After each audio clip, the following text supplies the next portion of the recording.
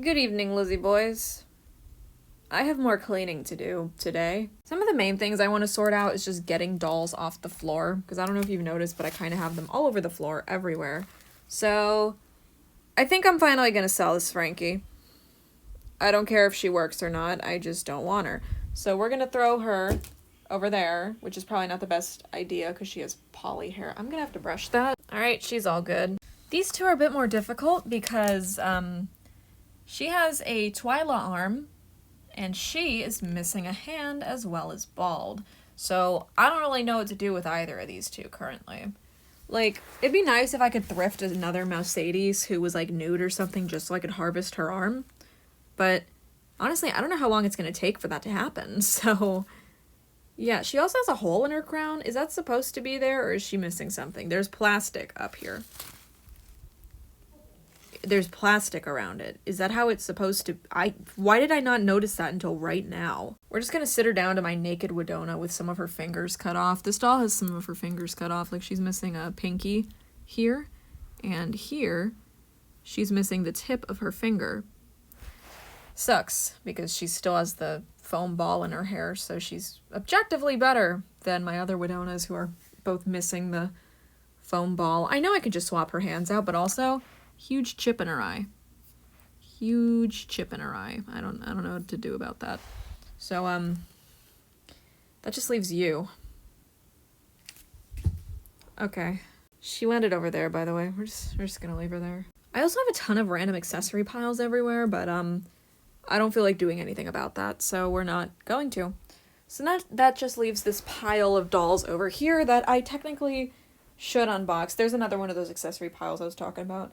I'm just gonna put that with my Rainbow High stuff, actually. Some of this stuff belongs to Always Bratz Yasmin, so I'm gonna pluck those things out, but other than that, I don't care. I thought I was filming myself, but it wasn't going on. Anyway, I found these, and they're ugly, and I don't know who they belong to, so... that's cool, I guess. They're, like, too small for that. Way too small for Rainbow High. They're kind of Bratz-sized, I guess. I don't know what these are. Maybe they belong to these guys? Are they hers? I'm just gonna pretend they are, I guess. I should just unbox all this off camera. That's what I should do. Anyway, something I kind of wanted to talk about in this video was my prototype collection. They're a lot of fun to talk about, so I wanted to do that. Yeah. Alright, so I've gathered up all my prototype Monster High dolls. I have all 4 of them here. And they all fall into different categories of prototype. Obviously, Lagoona is a complete, but ultimately unreleased sample from a line that was cancelled. Toralei sports a hand-painted face as well as hand-painted stripes in her bangs, so she is a hand-painted prototype.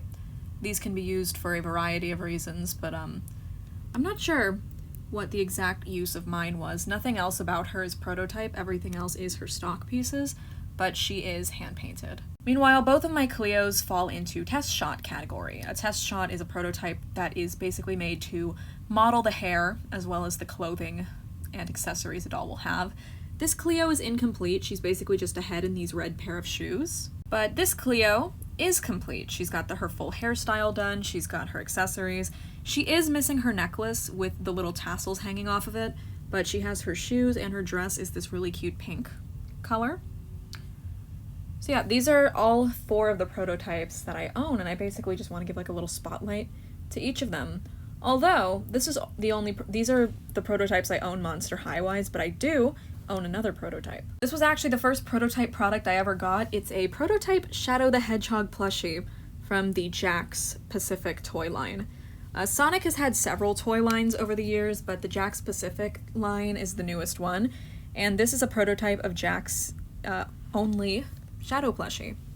He sports a prototype tag that says Sonic on it and is themed around the classic line, and has no pricing information on it. So this is basically just there to be like, oh, that's where the tag would go if the prototype, you know, like if this was a released product. He's a sample, like an early sample.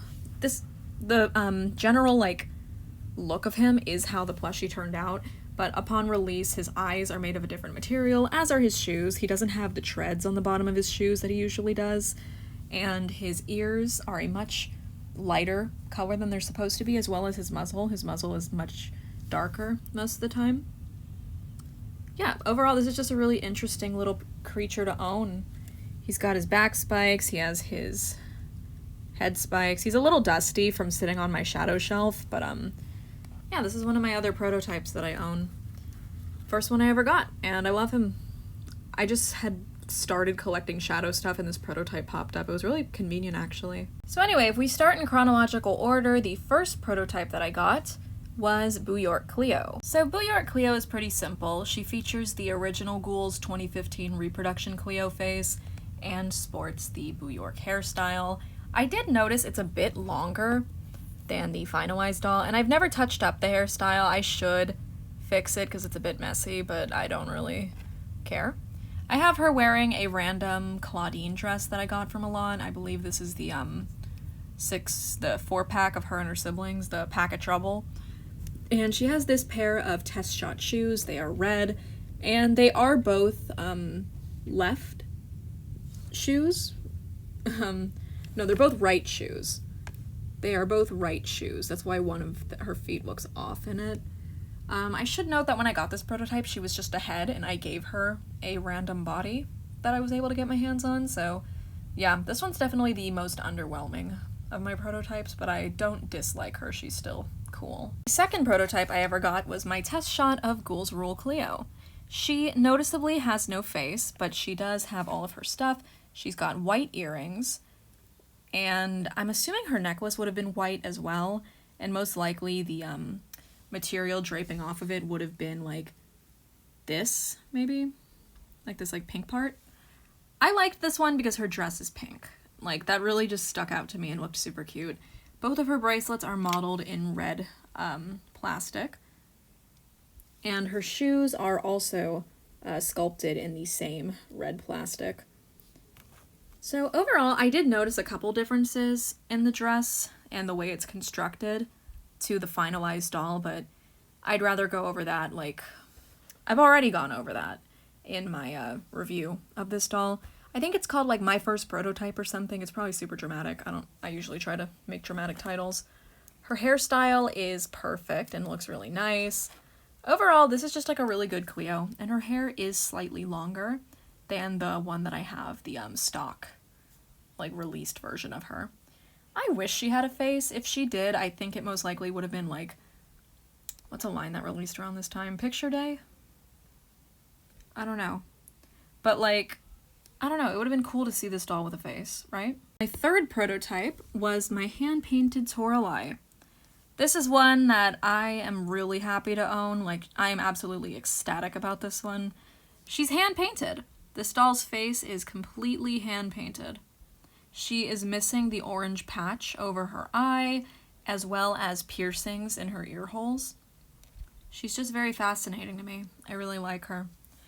So, this prototype could have been used for a lot of things. Hand-painted prototypes like this are sometimes used for, like, the factory to use as a guide when printing the dolls' faces, when, like, you know, basically, like, to create the other dolls. That's what they'll be used for sometimes. I don't think she was used for that unless she was used for the variant face, but even then she doesn't look... She's like a perfect cross between both variants, you know? There's also a chance she was used at, like, a presentation for investors, for stores to decide if they wanted to buy this line or not. Overall, I don't know what she was used for. I'd really like to someday, but there's really no way of knowing. So yeah, this Toralei was always super special to me because I remember this was the first, or maybe the second Toralei to release after I started collecting. I feel like this doll and Coffin Bean were announced not that far apart, but this was one that I waited months for to release, so owning a hand-painted prototype of her, such a nostalgic doll from my childhood, is truly incredible. Also, her stripes, dude, they're hand-painted. Looks so good. And finally, my latest prototype is, of course, Lagoona. She is more of a sample than a prototype, but considering this doll never saw a release, most people would consider her a prototype, just because there is no released product to compare her to.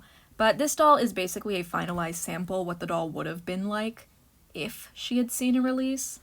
Her hair is styled into a side ponytail. She has this recolored Amanita flower in her hair. Her shoes are also a recolor from the Monster Exchange Lagoona doll. Her outfit is original. It's pretty cute. I like the tiers of the shirt. I think it's really just a cute look. I like the ruffles. And the print of her skirt is pretty cute overall. This doll does also feature no paint on the back of her fins.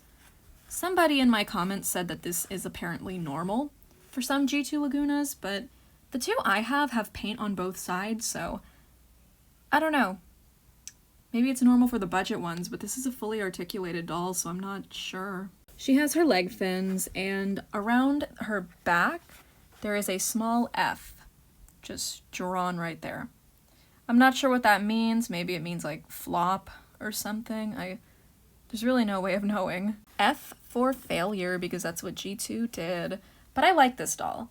I really think she's pretty, and she was always the one that I wanted most out of this line, so I'm really happy to own her. It's really cool. So yeah, those are my 4 prototype dolls. They fall into different categories, of course, and if I were to place a value on them, I would say Lagoona is probably worth the most, just because she's an unreleased doll.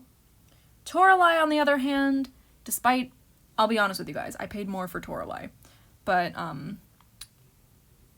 that was kind of just for me. Like, Toralei is my favorite character, you know? So of course I'd be willing to spend more on her. But yeah, overall my cheapest prototype is probably Shadow, because he's a plushie. Sonic plushie. I love this guy. Did you guys know I love Shadow the Hedgehog? I'm a huge fan of Shadow the Hedgehog. I can't wait for Sonic 3. I can't wait for Sonado Generations. Yeah, basically, I just love Shadow the Hedgehog. I need more merchandise of him. Let's go! But yeah, those are my prototypes. It's fun to talk about them, and if I sound exhausted in this video, it's because I am. I need a week off from work. That would be fun. I should take a week off. I should do that. That would be great. Anyway, before we end this video, how many of you guys got the creature from the early access today? I ordered her, and she already shipped, so that's pretty cool, I guess. Yeah, hopefully they'll do this for future collectors. It was definitely super helpful. I don't know how quick the doll will sell out tomorrow, when everyone gets to have their chance at it. But, yeah, that was pretty cool. So, I'm gonna go to bed. Thank you guys for watching. I hope you enjoyed, and I hope to see you in my next video. Bye!